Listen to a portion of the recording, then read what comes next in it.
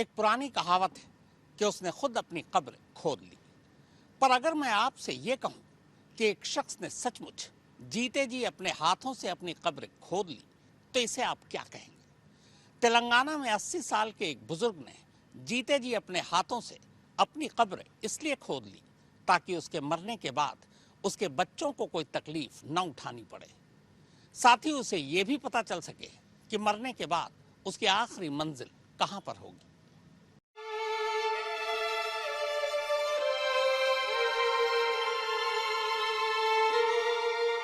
घर में अंतिम दर्शन के लिए रखा पार्थिव शरीर और पास ही पहले से बनी बनाई कब्र की सफाई में लगे मजदूर। आमतौर पर किसी इंसान के मरने के बाद ही उसकी कब्र खोदी जाती है।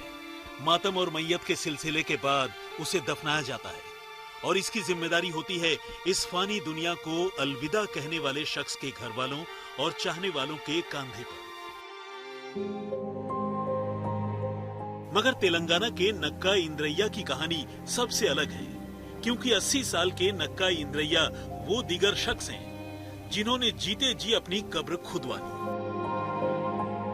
यहाँ तक कि उन्होंने अपने बच्चों से ये ताकीद भी कर दी कि मौत के बाद उन्हें न सिर्फ इसी कब्र में दफनाया जाए, बल्कि इसका खर्च भी उन्हीं के बचाए हुए पैसों से किया जाए।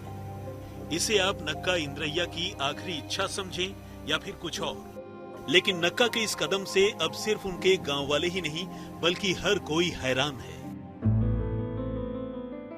इंसान की जिंदगी में चाहे कितनी भी तकलीफें क्यों न हो, वो अपनी मौत के सच को आसानी से नहीं मान सकता।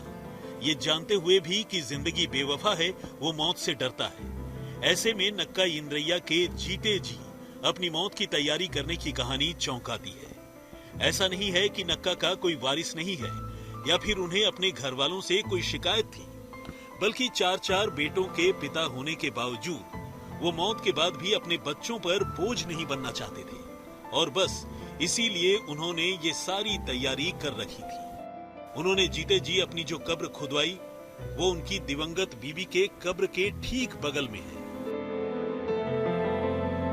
कंक्रीट की बनी इन दोनों कब्र के ऊपर छत है और साथ ही है एक छोटा सा बगीचा भी, जिसमें लगे पेड़ पौधों पर वो जीते जी अक्सर पानी डाला करते थे।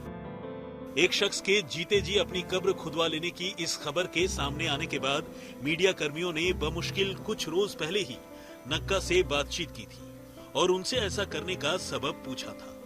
तब नक्का इंद्रैया ने बहुत खुश होकर अपनी मौत की ये सारी तैयारी पत्रकारों को दिखाई थी। और सितम देखिए कि अपनी मौत की तैयारी दिखाने के ठीक 18वें दिन बाद यानी 11 जनवरी को उनकी मौत हो गई।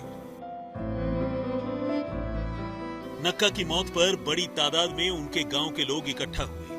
उन्होंने नक्का को एक अच्छे और जिम्मेदार इंसान के तौर पर याद किया। फिलहाल मौत के बाद अपनी पत्नी के बगल में खुद नक्का इंद्रैया अपनी खोदी गई कब्र में लेटे हैं, लेकिन उनकी ये स्टोरी लोगों को हैरान कर रही है। आज तक ब्यूरो।